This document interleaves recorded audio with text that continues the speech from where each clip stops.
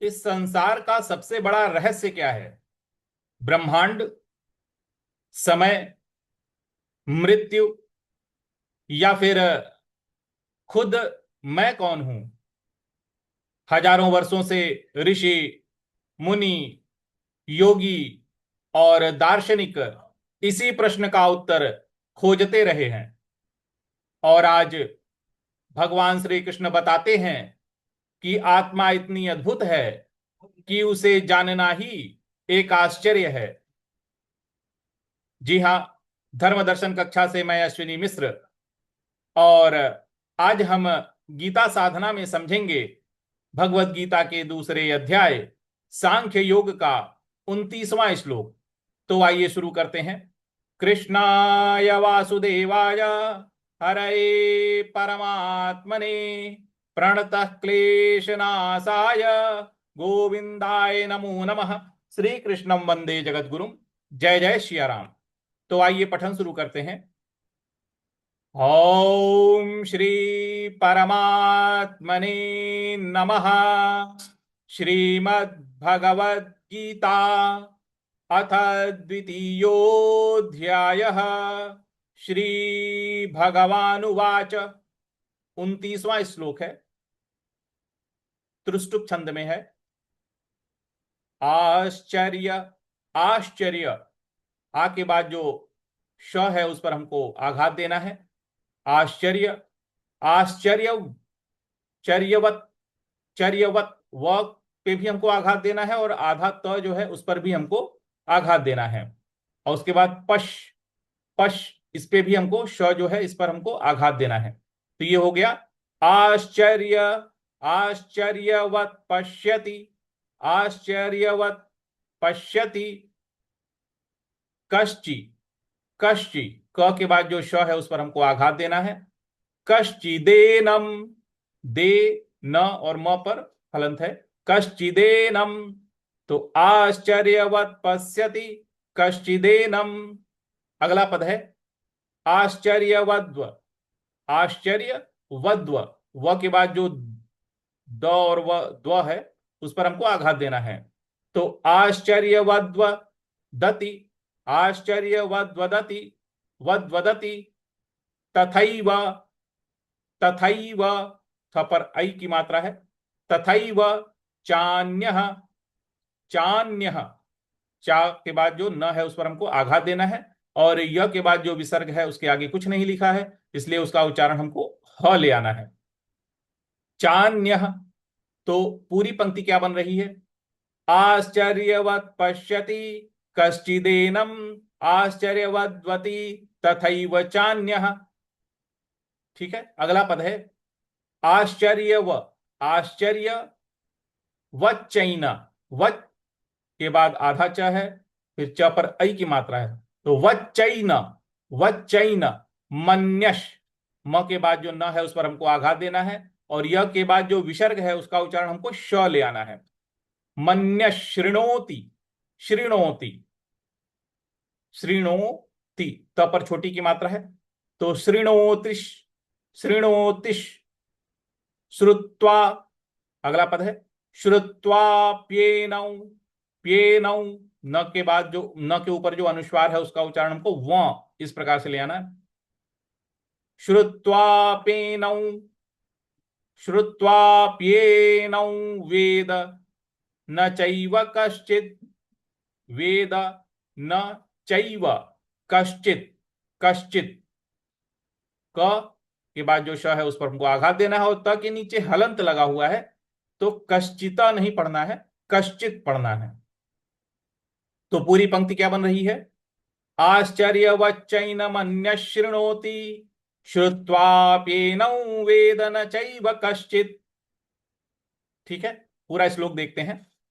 आश्चर्यवत् पश्यति कश्चिदेनम आश्चर्यवद्वदति तथैव चान्यः आश्चर्यवच्चैनमस्य शृणोति श्रुत्वाप्येनौ वेद न चैव कश्चित्। इस प्रकार से एक बार हम सभी लोग पूरा एक साथ उच्चारण करते हैं। आइए शुरू करते हैं। ओम श्री परमात्मने नमः। श्रीमद् भगवद गीता अथ द्वितीयोऽध्यायः। श्री भगवानुवाच आश्चर्यवत् पश्यति कश्चिदेनम् आश्चर्यवद्वदति तथैव चान्यः आश्चर्यवच्चैनमनः शृणोति श्रुत्वापीनौ वेद न चैव कश्चित्। इस प्रकार से इसको पढ़ा जाएगा। इसका व्याकरण अवश्य नोट कर लीजिएगा और इसका कम से कम 5 बार अभ्यास अवश्य कीजिएगा, कंठस्थ करने का प्रयास कीजिएगा। अब इसके शब्दार्थ की तरफ आते हैं। तो आश्चर्यवत, आश्चर्य यानी आश्चर्य, आश्चर्यवत पश्यति यानी देखता है, कश्चिद एनम, कश्चिद एनम कोई इस आत्मा को, कोई इस आत्मा को आश्चर्य की तरह देखता है। आश्चर्यवद वदति कोई आश्चर्य की तरह इसका वर्णन करता है। तथा एव च अन्यः और कोई अन्य उसी प्रकार। तथा एव च अन्यः आश्चर्यवत् च एनम अन्यः शृणोति कोई इसे आश्चर्य की तरह सुनता है। श्रुत्वा अपि एनम सुनने के बाद भी, श्रुत्वा यानी सुनने के, अपि यानी भी, एनम बाद में, श्रुत्वा अपि एनम सुनने के बाद भी, वेद न च एव कश्चित् कोई कोई ही इसे वास्तव में जान पाता है। देखिए आत्मा कितनी गूढ़ है, भगवान यहां हमें बता रहे हैं। इसका सरल शब्दार्थ हम समझते हैं। भगवान श्री कृष्ण बोले कोई आत्मा को आश्चर्य की तरह देखता है, कोई आश्चर्य की तरह उसका वर्णन करता है, कोई आश्चर्य की तरह उसके बारे में सुनता है, और सुनने के बाद भी बहुत लोग उसे वास्तव में नहीं समझ पाते। आत्मा इतनी गूढ़ है। आत्मा कोई साधारण विषय नहीं है, उसे केवल पढ़ लेने से नहीं जाना जा सकता, केवल सुन लेने से भी नहीं जाना जा सकता। उसका वास्तविक ज्ञान अनुभव से आता है, क्योंकि जिसे जानना है उसी को जानना है। यानी आत्मा को जानना जीवन की सबसे बड़ी खोज है। जो दृष्टा है उसे स्वयं को खुद ही खोजना है, खुद को ही खोजना है। तो कल्पना कीजिए, एक व्यक्ति जीवन भर बाहर की दुनिया को जानता रहा लेकिन कभी स्वयं को नहीं जाना।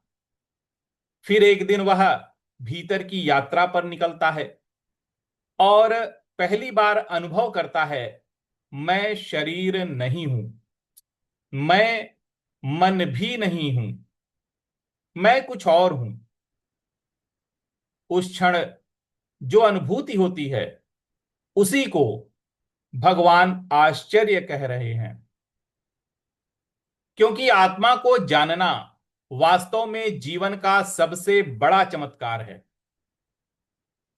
देखिए भगवान ने आत्मा के बारे में बहुत कुछ समझा दिया था, लेकिन वे जानते थे कि आत्मा को केवल शब्दों से पूरी तरह नहीं जाना जा सकता।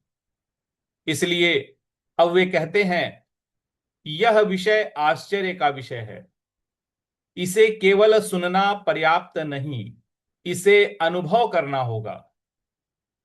यानी ज्ञान का अंतिम चरण अनुभव है। तो भगवान यहां हमें क्या शिक्षा दे रहे हैं कि सबसे बड़ा ज्ञान क्या है? तो सबसे बड़ा ज्ञान है स्वयं को जान जाना। सबसे बड़ी यात्रा कौन सी है? तो सबसे बड़ी यात्रा है भीतर की यात्रा। और सबसे बड़ा आश्चर्य क्या है? अपने वास्तविक स्वरूप का अनुभव। तो जब भी केवल पुस्तकों से संतोष हो जाए, केवल जानकारी को ही ज्ञान समझने लगें, आध्यात्मिकता को केवल चर्चा तक ही सीमित कर दें, तब इस श्लोक को याद करना चाहिए। आत्मा को पढ़ना पर्याप्त नहीं, आत्मा को जीना होगा। इसीलिए जप कीजिए, ध्यान कीजिए, स्वयं को देखने का अभ्यास कीजिए, तभी यह ज्ञान अनुभव बनेगा। किसी ने आत्मा को देखकर आश्चर्य किया, किसी ने सुनकर आश्चर्य किया, और किसी ने समझाने का प्रयास किया, लेकिन शायद जब तक हम स्वयं भीतर नहीं उतरते, तब तक यह रहस्य रहस्य ही बना रहता है। और भगवान आज हमें भीतर की यात्रा पर आमंत्रित कर रहे हैं इस श्लोक के द्वारा। तो भगवान की इस वाणी को हमें सिरोधार्य करना है। आज के लिए इतना ही। कृष्णाय वासुदेवाय हरये परमात्मने प्रणतक्लेशनाशाय गोविंदाय नमो नमः। श्री कृष्णं वंदे जगद्गुरुं। जय जय श्री राम।